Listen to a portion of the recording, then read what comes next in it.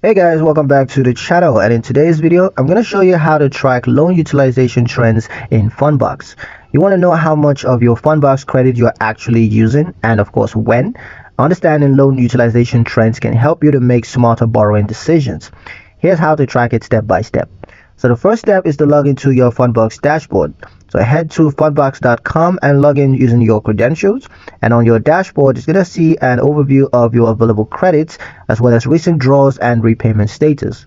Step 2 is to access the credit usage tab. Now you're going to look for a section that's labeled usage, or it could be labeled account summary. Now this is going to show you the total credit limits as well as amount used, available credits, utilization rates, of course used divided by the total limits.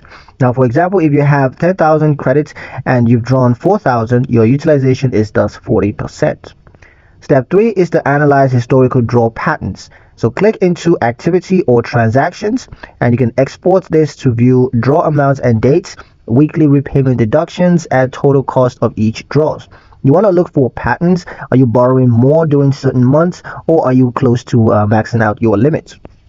Step 4 is to use external tools for deeper trends. Now, if Fundbox's built-in reports feel a bit limited, then you can export your activity in CSV or Excel format and chart trends in tools like Excel or Google Sheet, QuickBooks, or you could also use Power BI for visual dashboards.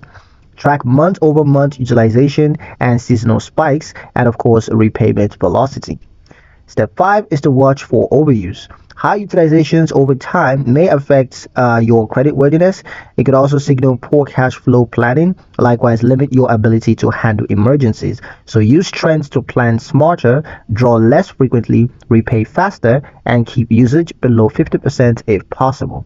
And that's pretty much it for the video, guys. Hope you liked it. Hope you found the information here useful enough. If you did, like, share, and subscribe for more helpful tutorials. Thank you guys for watching, and we'll see you in the next one.